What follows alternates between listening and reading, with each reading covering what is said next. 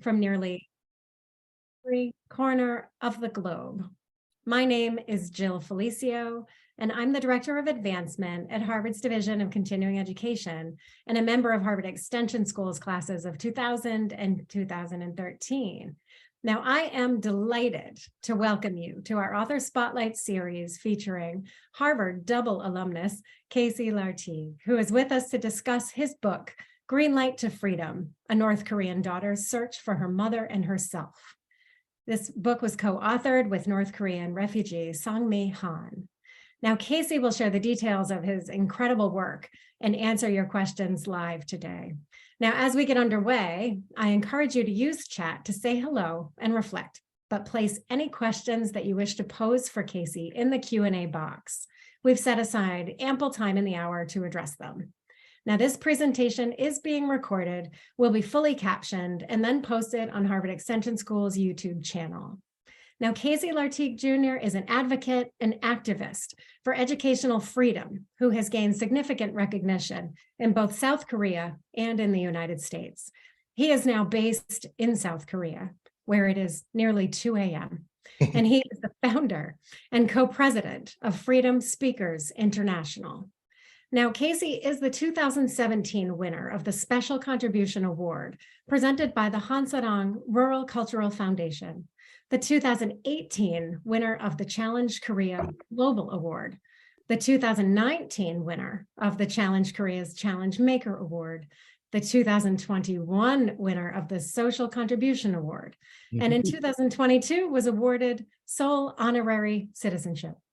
He is also co-director of Giving Tuesday Korea, co-chair of the Coalition on the 1969 Korea Airlines hijacking, and a lecturer in public speaking at the Seoul University of Foreign Studies. Now, Casey received his bachelor's degree from Harvard Extension School and a master's degree from Harvard's Graduate School of Education. It is, I think, insufficient to say that Casey maximized his time at Harvard and enjoyed every minute. Now, with that, please join me in welcoming Casey. All right. Thank you so much. Thanks for coming, everyone, after hearing my bio. Yeah, thanks so much. Really, so great. I've actually given now about 14 different talks at Harvard over the years, and this is the second time with the Extension School, and I'm really happy. Of course, back when I was at the Extension School, I never thought I would ever give a speech to it, so it's really, really great to be here. And so, yes, I'll be talking about my activities over here in Seoul, and it is 2:03 a.m. So please forgive me, everybody, for what I may say or what I may forget to say during the talk today. And also a couple of my colleagues should be joining the chat also, and they probably will be posting links and other things. Okay, so here we go with the author spotlight. And let me check my PowerPoint. Yes, it's working. Okay, so my attention catcher is that I am a dangerous man.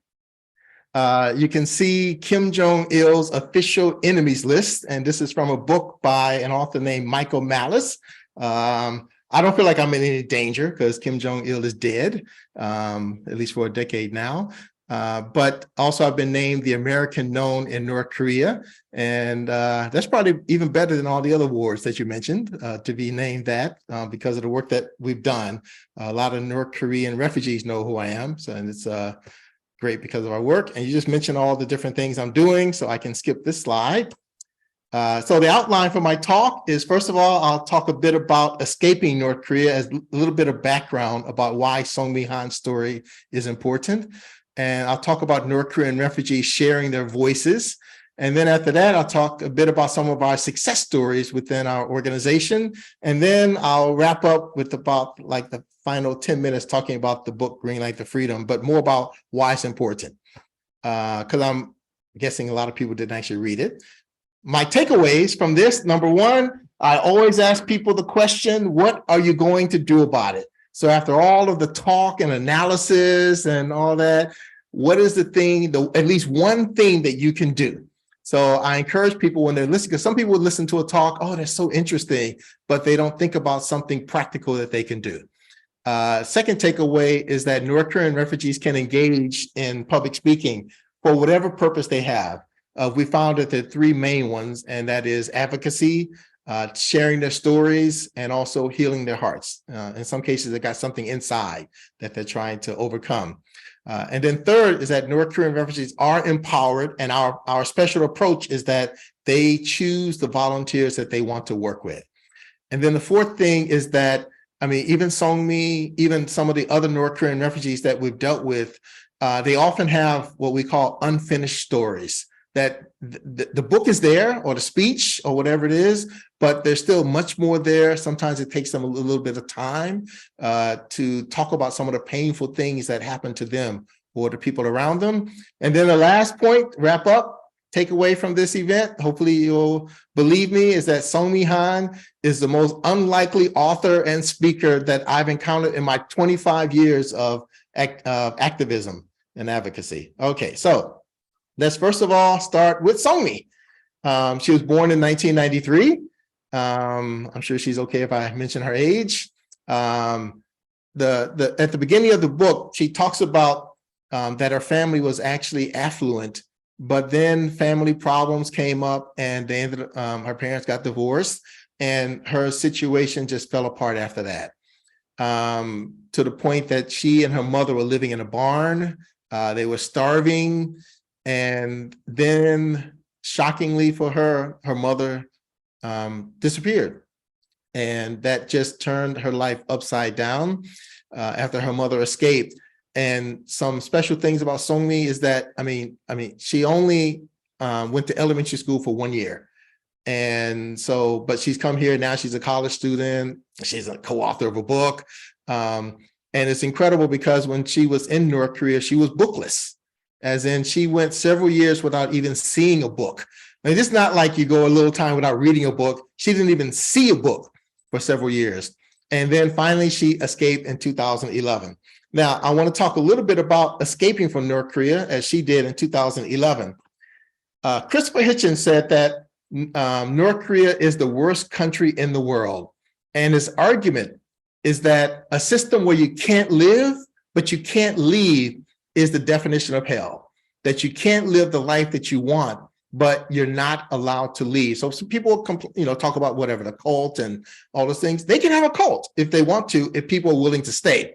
But the problem is that North Korea does not allow them to leave. People who do try to leave North Korea, even if they get out of the country, they're still pursued by the regime. The Chinese government also teams up with the North Korean government to catch people who try to escape. And this is a lady who, actually I met her one day. She tried to get into the Japanese embassy, I think, in China. But the police stopped her from getting inside. This other lady who's showing her leg escaped 9 times before she finally got the freedom, but she was tortured because she had been captured trying to escape. People who do escape, if they're captured, terrible things can happen to them. And then if it turns out that they met a Chinese man and had a child, that they will abort the babies in really cruel ways. And this in addition to public executions for a variety of crimes.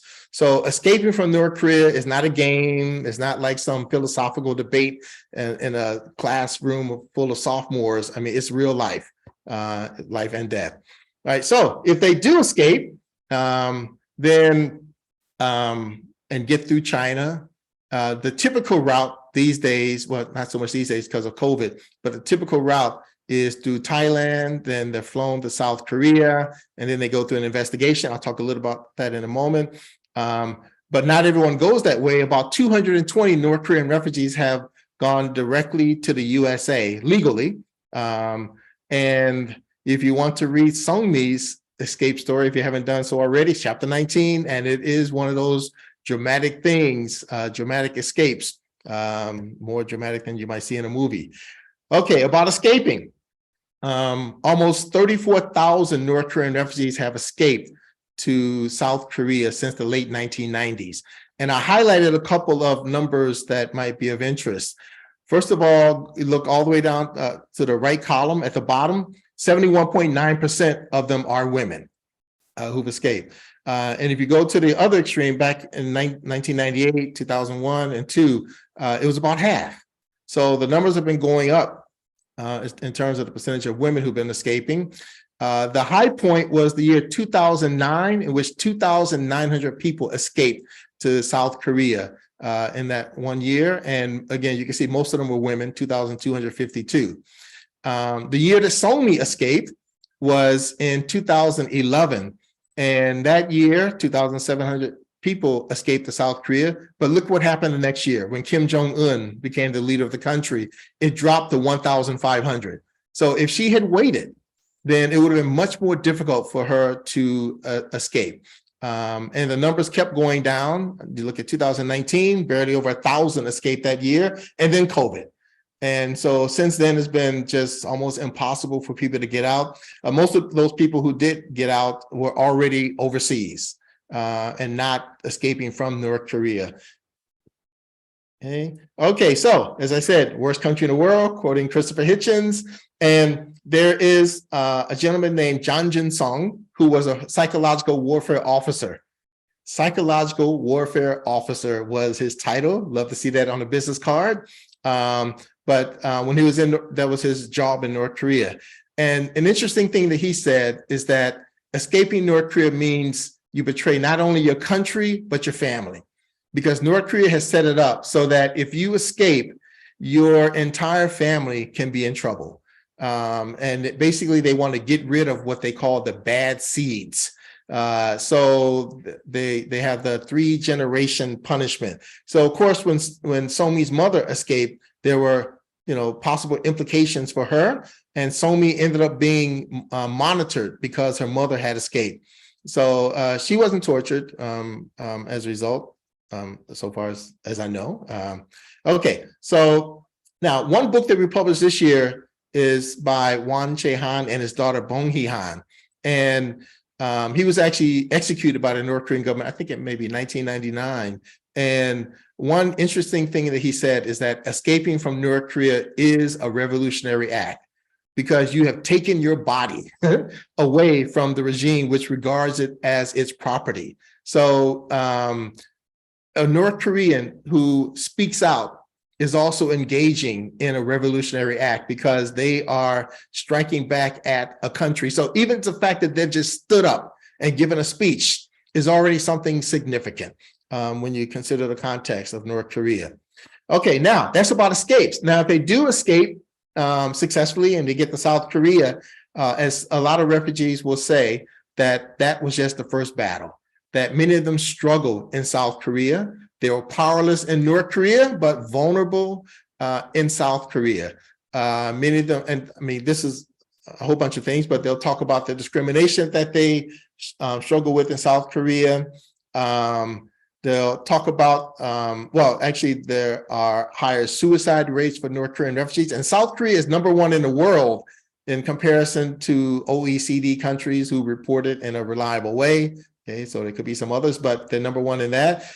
The rates for North Korean refugees are even higher than South Koreans. And there's a host of other adjustment challenges that they have, mental health challenges. And actually, that's one thing that Songmi struggled with, which you'll know if you did read the book. And also lower English ability is another thing that a lot of North Korean refugees struggle with. Because basically either isn't taught in North Korea or is only used for propaganda purposes. Okay, so as I said, what are you going to do about it? And I'll tell you what I did about it. Now, of course, I can't solve all those problems, but first let you know that I used to be somebody in the USA. I worked at the Cato Institute as an education policy analyst. Yeah, you can look me up. I did some stuff on C-SPAN. I co-edited a book on educational freedom. Yeah, I was actually a bit of an activist, caused a lot of trouble. Oh, okay, anyway, that's a whole different thing. But anyway, I've got two sides. One side is the scholar and speaker on issues. But on the other side, I've always had the volunteer side, just be engaged directly with people in some way. And my scholar and speaker side, I like to take it to the people that I'm dealing with and see if it makes sense to them. And if they are not attracted to it, then need to do something else. But definitely listen to what it is that they say. So I like to get involved directly with people. That's what I was doing in the US. And then over here, working directly with North Korean refugees. Now, as a young man, actually, I taught English in South Korea, and I came back to the country in 2010 and as a visiting fellow at the Center for Free Enterprise. And then I started meeting North Korean refugees, and it changed my life. I started looking at North Korea, and is there something that I can do? Something specific that I could do. But looking at it, I mean, it's a country. So it's not like debating the school board president. You know, I mean, this is a country, and it's a closed country. And of course, you know, the North Korea experts hate this because everybody shows it, but there's a reason that everybody shows it. And that's that North Korea is still a country with very little economic activity going on. So this is a satellite photo, as you might have seen already. In South Korea, yeah, my light is on now at 2 a.m., one of those lights that are on. Okay, so, all right, so I think I was a pretty good activist in the USA, started looking at North Korea if there was something that I could do. But as the philosopher boxer Mike Tyson said, everyone has a plan until they get punched in the mouth. And that's what happened with me. So I was starting to pay attention to North Korea and North Korean refugee issues. And about 30 North Koreans were captured in China in early 2012. And I started joining protests that were being held in front of the Chinese embassy here in Seoul. I joined protests also in Washington, D.C. when I went back there, and just started thinking, I think I can do more than what I'm doing now. Then March 1st, 2012, my life changed. That day, two things happened. First one is that I met a politician named Park Sun-young, and she was holding a hunger strike in protest of North Koreans possibly being sent back, those 30 North Koreans being sent back to North Korea from China. And that's not me in the photo, but I took a photo of her that day. And I went over to her and I told her, I'm going to get involved. And she's like, oh, that's nice. And I was like, no. I mean, I'm going to make a difference. Okay, I'm going to get involved and do something. So we met about a month later, actually in Washington, D.C. And then when I came back to Seoul, we met again and we talked. And she said she was starting a school for North Korean refugee children. And she asked me if I could get involved with it. So I did, as the international cooperation advisor. So I was recruiting volunteers to go to the school, teaching, and whatever it is that I could do to help. But the second thing that happened that day is I met a North Korean refugee named Hyun-So Lee. And she said that she wanted to tell her story internationally. And I said, well, let's see what we can do. And then she got invited to, I was the co-chair of the committee to get her onto TED. And during the year, we're working together, organizing events. And I was not the only person, but I was one of her mentors during that time. And then it happened. She's the first North Korean refugee to give a speech, to give a TED Talk. And so it was successful. But what are you going to do about it? During that time, everything. So helping to send air balloons to North Korea, CDs, DVDs, really just trying to find a way to make a difference, and organizing speeches and speaking at events, public events, street events, whatever it was. I was there for it. But then finally, something more significant and organized happened. And that is that I met a South Korean lady named Eun-gu Lee. And she's a researcher, as she was at that time. She already had a career working with North Korea and North Korean issues. She dreams of reunification. So we started talking about how we could work together. And she's also very practical. In fact, even more practical than I am. Oh my God, I mean, Q&A, I can elaborate on that. And in March of 2013, we connected several North Korean refugees with volunteer English teachers. But this was a hobby for us at that time because I had a different job and she had a different job. But it grew into something fantastic. And we ended up having 3 different projects, but it was our programming for North Korean refugees. One of them was to help them with English tutoring, with improving their English. Second was public speaking. And then third, career development. And things were going great. We've had about 500 North Korean refugees study with us during that time with about 1,200 volunteers. And then COVID happened. So we downsized to focus on public speaking. But just to give you a little bit of information about the refugees who've joined us over the years, 76% are female, which again, slightly above the number that are in South Korea. About 57% are college and graduate students, about 29% are working, and about 14% are miscellaneous, preparing for college, unemployed, or homemakers, typically in their 20s and 30s, and mainly because they think they can do something with English. Okay, so, and then they find us. Okay, now, what's the most common question from North Korean refugees when they join us? What's the most common question from volunteers who join us? Just think for a moment. What could those be? Okay, so the answers from the volunteers is, will I be chosen? Because the North Korean refugees are the ones who have the power to choose. And thankfully, we have enough people willing to basically submit themselves to the North Korean refugees. And I try to do my best to explain to them the real power that comes from that for North Korean refugees. The question that North Korean refugees ask us is, when can I start? I mean, they're ready. And the one who's covering her face here in the photo, the story about her is that she showed up to our office 13 hours in advance because she wanted to make sure that she could choose the tutors that she wanted. And then the young man there, he chose 9 people, 9 different tutors to work with. And then we had one who he was just like taken, blown away. He's like, I want 400 tutors, just study all day long. Okay, so now Tae-young Ho is former North Korean diplomat. He was based in the UK, and he's the first North Korean defector to be directly elected to South Korea's National Assembly. He's a big fan of ours. He's spoken at a number of our events. Not one of our students. Okay, he's fluent, British English. But he pointed out the importance of, when he studied our program, the importance of North Korean defectors having the right to choose, because it's something that they don't have in North Korea.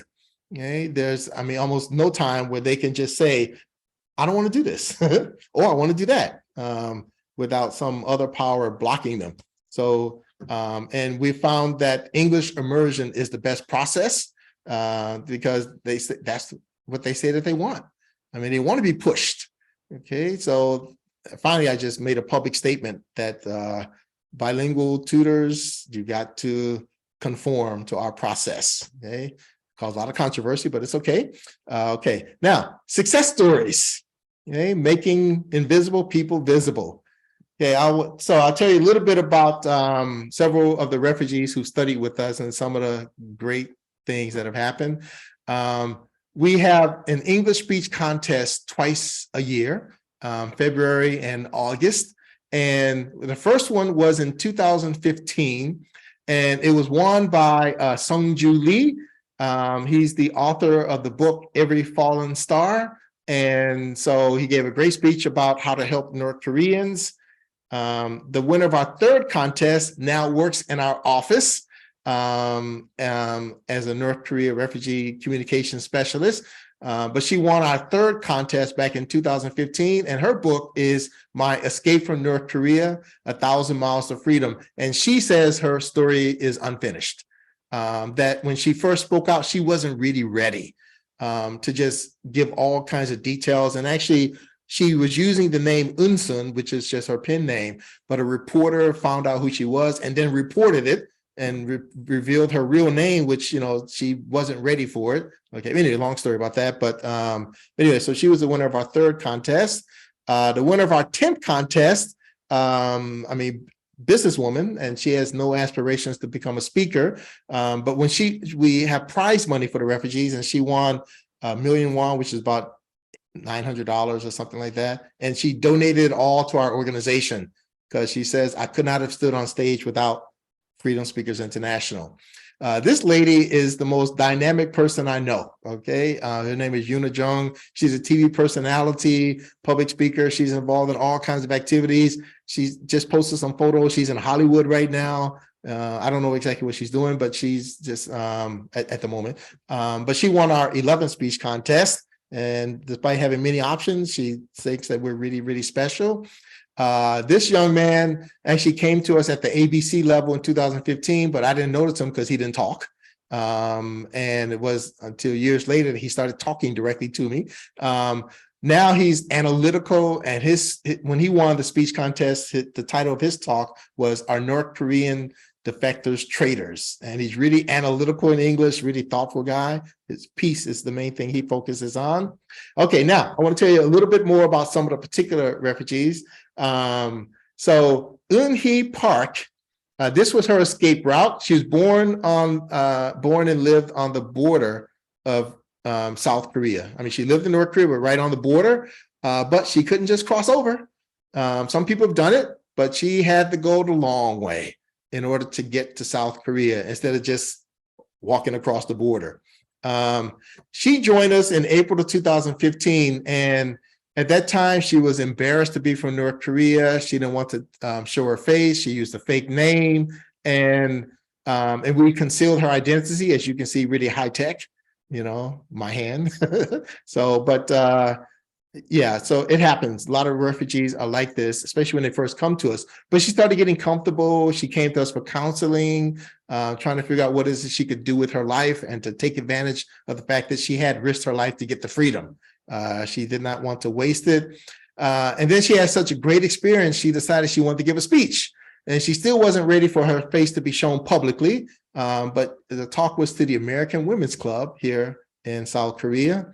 And then after the different experiences, she just came to us one day and said, "It's okay, I'm from North Korea. I'm okay, I can show my face now."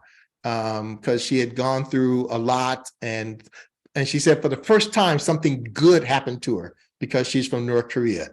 So she wanted to basically share her story. She got even more involved with our organization. She joined our speech contest, and she didn't win the first time, but on her third attempt, she did win. She became a TV personality, and then she invited us on the show with her to talk about our organization. And then we arranged for her to give a talk in Indonesia, and her big thing was that Kim Jong-un is a big fat idiot, something like that. And she said, "I've got the freedom to say that now," where she couldn't do that when she was in North Korea. And then she gave a TEDx talk, and I was actually the MC of that event. And you can imagine the special feeling handing her the microphone, knowing where she had been. But she went from ABC to TED. Okay, so, and it's an incredible transformation. And so, yeah, she went from anonymous to public speaker. And she says that, you know, because of our work, giving her the opportunity, she says that she could use her name finally. And I wrote a newspaper column, and I wasn't using her name, but I sent it to her, and she looked at it, and then she sent me a message and said, "Oh, no, it's okay, you can use my name. My name is Eun-hee Park." So the title of it is "Her Name is Eun-hee Park," one of my columns. Yeon-mi Park is, I'm sure, the most well-known North Korean refugee speaker, author out there. She joined us in 2013, and by the end of 2014, she gave a speech that has been seen hundreds of millions of times around the world. And then she published a book, "In Order to Live." This is her escape route to get the freedom up through Mongolia. This is what the one we made back when she was studying with us. And she says that we're one of the turning points of her life out of darkness. She was actively involved with us. She was our first North Korean refugee ambassador. And we're still in contact, and she's like a big fan of ours to this day. She's raised money for us, I think like $20,000, something like that. And she's a big advocate for us. The second North Korean refugee ambassador for us is named Sherry Yang, and her escape route, and she's one who, actually I was on a call with her yesterday. She thought about writing a book, but she wondered, is there really an audience? And also, she still feels like maybe she's not quite ready, but she's been out for quite a while now. But she was captured and sent back to North Korea, tortured. And then She escaped again, and she went directly to the USA. And she's now an American citizen.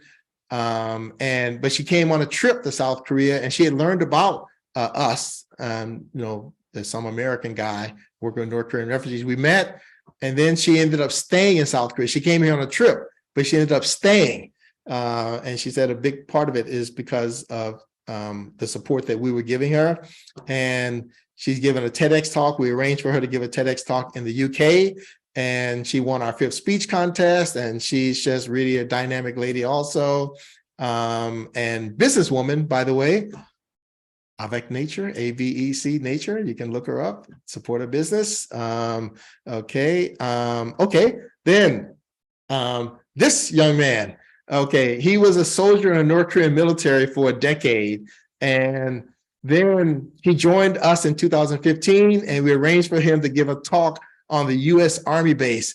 And he says, it was like, it's the most unusual experience in my life. Because when he was in North Korea, he was trained to try to kill American soldiers if he ever saw one. Okay, just walking down the street. And there he was giving a speech, and some of the soldiers were crying as they listened to him speak. But he says that actually, he says, I'm not a doctor, but we helped heal his heart because he was able to reflect on his life and think about things in a non-judgmental situation. And he's now working on a book. I think it's on this slide, The Strongest Soldier of North Korea. We hope to release it later this year. Okay, now, as you can see, we now focus on North Korean refugees publishing books. And you'll see number 11 finally starting to come into the picture with us, Songmi Han. And it took her 11 years to publish her book. That is about the average for North Korean refugees. So about a year ago, we started trying to figure out which North Korean refugees have published books. And we've come up, actually, there are like 2 more we should add, but we've come up with slightly less than 30 have published books. And on average, again, about 10 or 11 years. The one that took the longest time was 18 years. A couple of them, like Shin Dong-hyuk, just 1 year. Tae Young-ho, just 2 years. But again, it takes them a bit of time. In some cases, they just need to live in freedom and be exposed to different things, and then start to reflect on their lives in North Korea.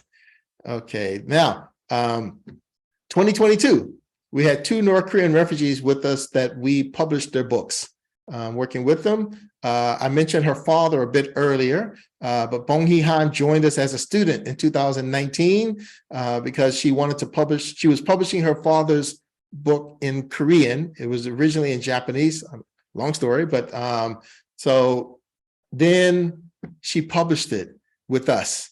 And she says that she kept her promise to her father and that she fulfilled her father's mission. And he was executed back in 1999. The book was published in Japanese like 2001 or 2002, and then in Korean in 2019 or 18, and then with us in 2022. And now she's not an activist. She's an Oriental medical doctor, but she wanted to tell her father's story.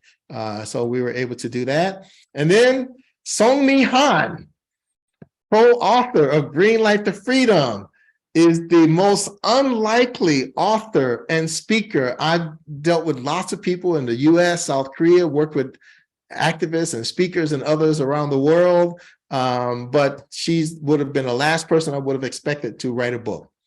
Okay, now I told you a bit about her before, that she escaped in 2011. She went through several years just struggling, adjusting in South Korea. And if you read the book, at one point she was on the verge of suicide because of different failures in her life. She joined us in late 2019 when she was going through that difficult time. And actually, we just did a radio interview about 6 hours ago here locally in Seoul. And she said again that English saved her life, because at that time she was looking for something that could keep her from committing suicide. And then she had studied English before and had such a great experience, and she thought maybe that's the thing. So then she looked us up. A friend of hers told her about us, and then she found me, and then she messaged me. And then, I mean, she came in for an initial interview, but at that time, she didn't want to show her face. She did not want to be identified publicly. So of course we did not. And then when she studied with us, again, we also didn't show her face or anything like that. Because we absolutely respect the privacy. We meet the refugees at their level. If they're public, let's work together. If they're private, nobody knows about you. Okay. So, and then, again, she just wanted to study, but then maybe she started to feel more comfortable with us, completely. I mean, she heard great things about us, but it's different when you experience it. But she was still only interested in studying, but then we hired her as a part-time special assistant. Because again, she was looking for something and she had very few job skills. So maybe she could, gain some job skills. And then, but in the office, she would kind of tell these stories. And I just said to her one day, you know what? There's a book here. And she's like, well, I can't write a book. I've barely read books and I can't do one in English. But then one day, and she just said, no, I can't do it. But then she was talking with her mother one day and she just asked, Mom, what if I write a book? And because her mother will be revealing some very embarrassing information. So then they talked about it and thought that actually it would be a good thing. And especially if you can do it in English. So then we started talking and started working together. I had an eye infection for a while, but we started talking about how to work together and started working on a book, meeting twice a week, 5 to 6 hours each time, with me just listening to her talk, of course, asking questions. And the process was not always beautiful. We had some problems along the way because she was reflecting on some terrible things that had happened. But finally, we finished the book. Took much longer than she thought it would, by the way. But finally, we finished the book. And then, I mean, as I wrote there, has an author ever loved her book more? I mean, she absolutely loves the fact that she's told her story. She went through a healing process from writing the book with me, and that now she's like a different person. Suicide is not even a concern. Now she's too busy with too many things to even think about it. And as she reflected on it, she said that life was happening to me. Now I'm making life happen. She won our 16th English speech contest last August. She's one of the speakers at the UN's Commission on the Status of Women Online, and various other things. She's been invited on different YouTube channels. I mean, just like a whole different thing, a situation than it was a couple years ago. I took her to the Harvard Alumni Reunion, by the way. And the one in 2019, she met Jin Park, who is now the foreign minister. And one day we're at an event one day and he comes over to her. And I mean, I've known him for a number of years. And then he said to her, Songmi, so good to see you. So here she is. She was anonymous a few years ago. Now the foreign minister knows who she is. The other lady who's standing next to her is a former Miss Korea. So now, meeting all kinds of people in South Korea. I mean, many, many more. I mentioned Tae Young-ho earlier. So we introduced her to him and he wrote the foreword to the book. He's the one who's a former diplomat. And I wrote a column, Unthinkable in North Korea, because before we met, she was shaking. And she said, because when she was in North Korea, she would have never met someone like him, the elite of the elite. And, she was usually starving, almost homeless when she was in North Korea. And now here they are in South Korea and they're both authors, and, he's celebrating her book, the fact that she published it. So again, just so many wonderful moments now. And we've been covered in media about the book. But her real dream is actually to open a restaurant. I mean, because she cooks North Korean food and some of it is so beautiful. It's like, should I eat this? But she actually, the thing, she really loves to cook, but she says she can do these things now because she's found herself, and that she knows who she is, and going through counseling, learning English, and writing a book are the things that really changed her life. Anyway, if you haven't read the book, please do so. If you already bought the book, buy one for a friend. Okay, so you can always do a bit more. And then finally, she says, in North Korea, I had no voice. Now I'm free to share my story. And as you saw, she's really, really proud that she can. And yeah, so as I said, the takeaways, what are you going to do about it? So I hope everyone can just think about at least one thing that they can do. We partner with North Korean refugees to help them tell their stories or the stories of others, or advocacy. It's up to them.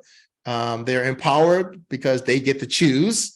But please keep in mind that the stories are not always finished, that, sometimes there's still some embarrassing things that are tough to talk about. And as I said, she's the most unlikely author and speaker. And then anyone interested in getting involved, I'll be holding a Q&A along with co-founder Eungu Lee this Sunday morning, 10 a.m., February 5th. You can find us on Eventbrite or on Patreon. And then, okay, the American owner North Korea. Yeah, that's right. Okay, so absolutely, I'm proud of that. And the work and whatever list I'm on, I'm fine with that. Okay, and yeah, you can find us on the internet, fsi21.org. Also, I encourage you to find us on Patreon. That's our office number, but that's if you're in Seoul, Freedom Speakers International. And now I can stop sharing. Okay, I'm back. Wow. Oh my goodness, Casey, I am honestly speechless. Like, that was just so incredible to see the humanity of these beautiful souls being nurtured in their safety. I mean, can you share just a little bit? I mean, something that came to mind is that partnership in the advocacy work that you're doing is so essential to keep this work going and expand it and to make their lives everything that they deserve it to be. Can you talk just for a moment about, partners internally in Korea, partners that may be in some of those safe spaces that they've been able to immigrate to? How do you do it? Can you talk a little bit about support? Organizations help. Yeah, okay. First of all, we are a 501c3 in the USA. People can always support us, and we're incorporated in South Korea, and we'll work with anybody who wants to get something done. And if you're asking about the partners that we have here, Big HANA Foundation is like the big government agency here that manages many things related to North Korean refugees. We have a law firm that we partner with, and they support our speech contest, Shin and Kim Law Office. I hope this is what you meant as far as the people we work. Yeah, okay. And then the Next Korea Future Foundation, Mire Hanguk Jedan. Okay, Next Korea Future Foundation. They support our speech contest. And Seoul City Hall has supported us in the past also. But mainly we actually rely on individuals.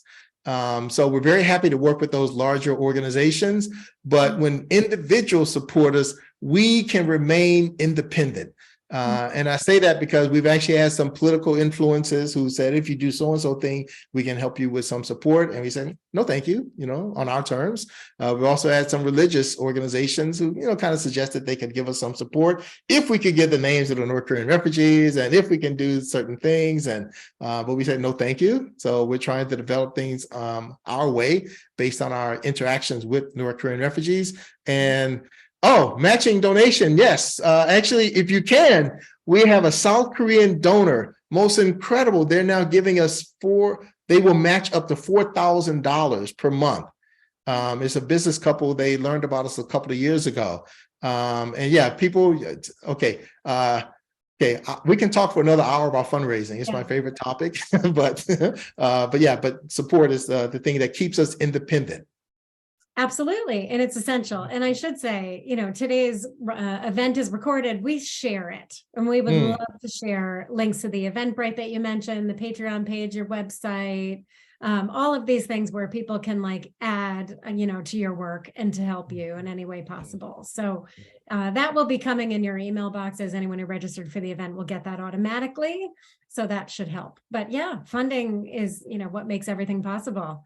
Any other ways to support? Someone just asked, and obviously we have a Harvard community that is global and always ready to activate. Are there other ways that people can lend a hand, say with their time? Yeah, sure. Well, I love something that Frederick Douglass said, and that is the tools to those who can use them. The tools to those who can use them. So it's better if you can contact us and talk about your skills, your ability, your network. because without knowing who you are, I can't really be sure. And some people come up with some really creative ideas.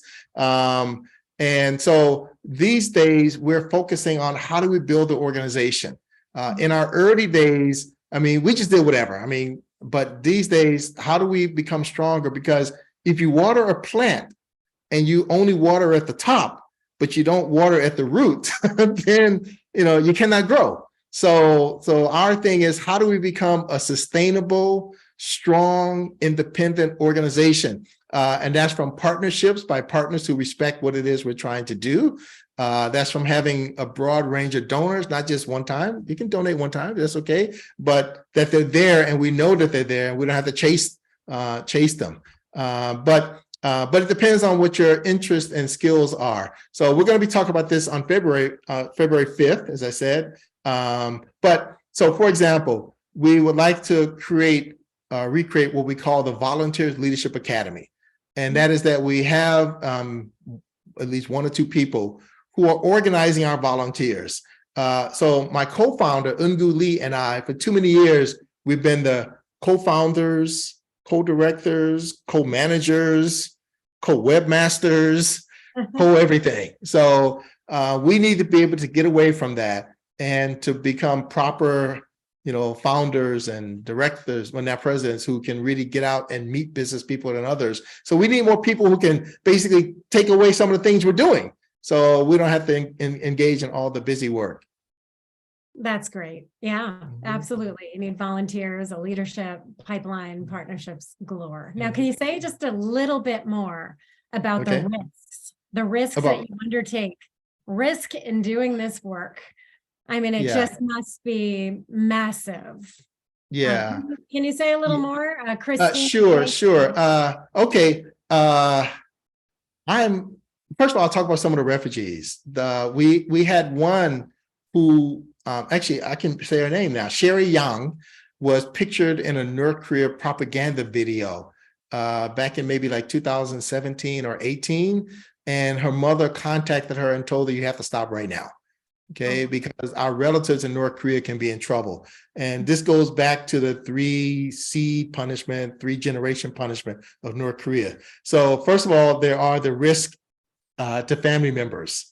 Then second, for those who are here in South Korea, many of them have been warned that if you engage in these activities, okay, sorry, let me back up a step. So the refugees who are on the TV show that features North Korean refugee defectors or refugees, they're warned that they're going to be put on North Korea's target list. So that's from the moment that they get onto the TV show. And now, so far, there have not been attacks on them, but their family members have been threatened. We've had cases. One of our students in our program was going to give a speech at a conference in Hawaii, and her family members in North Korea contacted her and said, please stop, because if you don't, we will be in trouble. And by being in trouble, they meant tortured or executed. We had another student who, I mean, she was also on one of the TV shows and studying with us. She was also warned that she had been targeted, and then she was put on in one of the North Korea propaganda videos, and she shut down all the social media. And my co-founder and I, we've also been shown in some of those North Korea propaganda videos.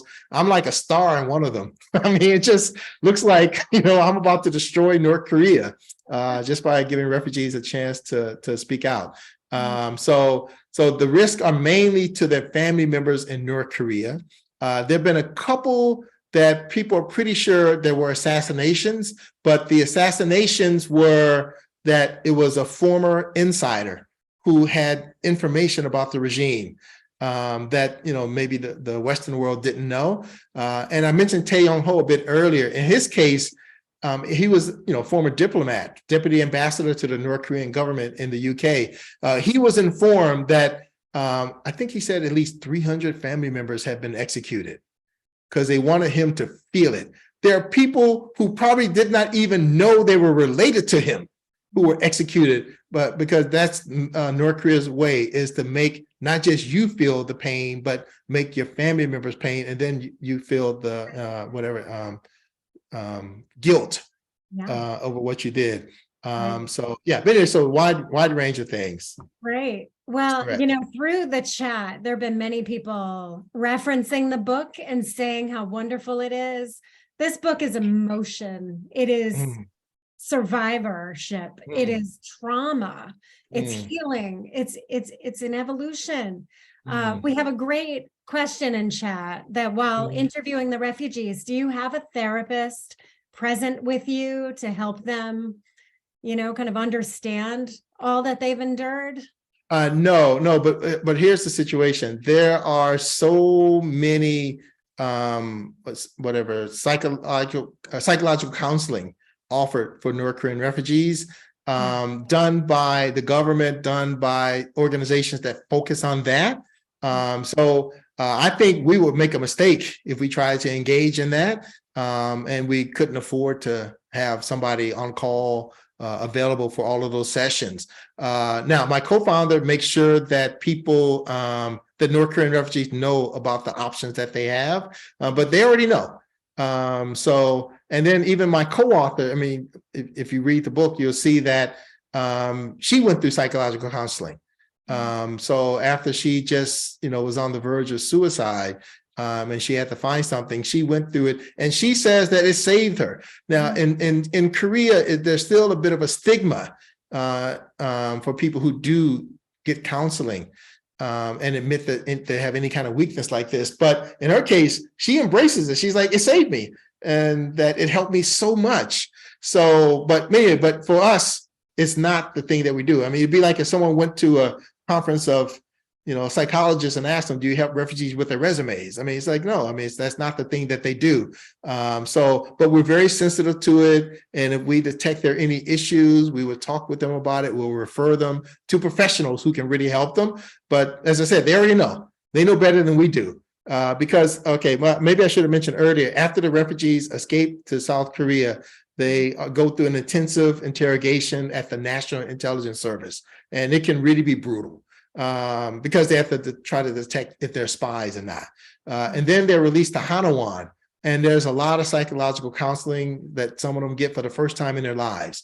And then after they get out of Hanawon and they're then full South Korean citizens, so many different counseling services are offered to them. Every refugee is assigned a police officer. And the police officers, of course, if they detect something, should report it about them, but that includes about the counseling. So if they think that there's a problem with them. So there's so many other things outside of us, so many different, so for us, it's not the thing that we do, but we're very sensitive to it. We know it's so important. Yeah. Yeah. So you're teaching them to really find their voice, right? To empower them to tell their story. Yeah, but I want to say one more thing about that. So, so what we do, they join us and they choose tutors, they can choose mentors. We set up a little messenger group, the refugee and all the volunteers, and they typically have, it could just be one, but 2 or 3 or 5 or 10 people around them who we're all there for the refugee, and the refugee knows we're all there. And the refugee knows that he or she is at the center of the universe. They leave that little group, it's dead because, we're all there only because of that person. So they know that, we're there. My co-founder and I, when they first apply to us, we have an interview with them. We have lots of follow-up interviews. We're constantly in contact with them. And my co-founder, she'll just pick up the phone and call them. I mean, I'll just message people. Yeah, I'll be calling you a little bit later. No, hey, how you doing? What's going on? I mean, she'll just, so we have a very close relationship. They come to us, talk to us about things. I mean, Songmi's case, I mean, if obviously you've read the book, she talked to us about it, about the things that she was going through. And we talked about the fact that, again, we're not the ones to handle it. You might need to get professional counseling. Yeah. Well, that's great. That's just one step. I mean, really just amazing to share. Your co-founder is just spectacular as well. So I want to give her a formal shout out. I mean, thank you for saying that. If I didn't say it already, Ungu, you're wonderful. Okay. It's really but actually she's the type, I mean, she is so focused. Okay. I'm the person, I have a process: input, analysis, decision, output. Very clear process. Input, analysis, decision, output. In her case, input, output. She just goes to the action. Yeah. She just get things done. So. Oh, that's great. She sounds Yeah. like she's all heart, which is just Right. spectacular. So can we mentioned, I love seeing in your Harvard jacket, representing, insult. Can you talk for a minute just to kind of dive back into your time at Harvard? Now, I know you were a very young activist, so I imagine you brought that activism to Harvard. What ways did Harvard help you find that future? Well, Harvard was like an intellectual playground for me. And I was going around the campus with like scissors and knives, ready to debate anybody at any moment. Intellectual scissors and knives, I should say. So let's see, I was a member of the Black Students Association, the Harvard Objectivist Club, Harvard Democrats, Democrats of Harvard, the Republican Democrats. I was on the Harvard Crimson, and my brother and I were both on the Harvard Crimson newspaper, and we were both executive sports editors. And I went to so many discussions and debates and classes, and I audited so many things. And I mean, so as soon as I was accepted in Harvard, I felt like this is my place, so I can go anywhere. And I did. I mean, they'd have to tell me, hey, you can't come here, but that never happened. So I just joined everything. Often contradictory things I was a part of. Yeah, I love that. Yeah. It's just and then one beautiful thing is that, so when I was at the extension school, one of the classes that I took was taught by a professor from the Harvard Graduate School of Education. And she thought I was somebody different. And she said, we need you at the School of Education. Because there's too much conformity, too many people agree, and I mean, you're different. And so she became my biggest booster. And I think she even went down to the admissions office to say, how's his application doing? Okay. So yeah, she became one of my biggest boosters. And that's good. I met her at one of the extension school classes. I mean, if you're there, you know, it's taught by professors from all over the campus, but also from other universities can come in, and some specialists and some fantastic people. And I met back then, I mean, now they're older, people might not know, but like Alan Dershowitz, Robert Nozick, who passed away at the School of Education, Nathan Glazer, but I met him before then. Some of the leading people from that time. So yeah, it was just like a wonderful, wonderful experience. And one thing I learned, I took a class with the Reverend Professor Peter J. Gomes, who again passed away, but he gave the benediction at I think maybe Ronald Reagan's I forgot the thing now. Okay, but anyway, so he said that Harvard is what you make it. Okay, if you come to Harvard as a tourist, come on in. If you come to Harvard as a researcher, find your place. If you come to Harvard as a student, okay, do well. Whatever way you can fit in with Harvard, Harvard wants you, because Harvard wants everybody in the world to get involved with it in some way, even if it's just passing through the yard and taking a photo with the John Harvard statue. Okay, but they want you to be a part of it in some way. So if you're accepted into Harvard and any school on the campus, that is your university. So just grab what you can from it. So as he said, Harvard is what you make it. Amen to that. I mean, honestly, like Harvard is also a family, and we have Harvard alumni all over the world that want to help. So honestly, I cannot thank you enough for sharing your work and your livelihood and your love with our community. So, our next steps is to activate our Harvard family to help you and to follow you. So this, need not be the last time we're updated on your work. I know this is an evolution. There's more good to come, and just incredible. And the care that you put into this book is spectacular.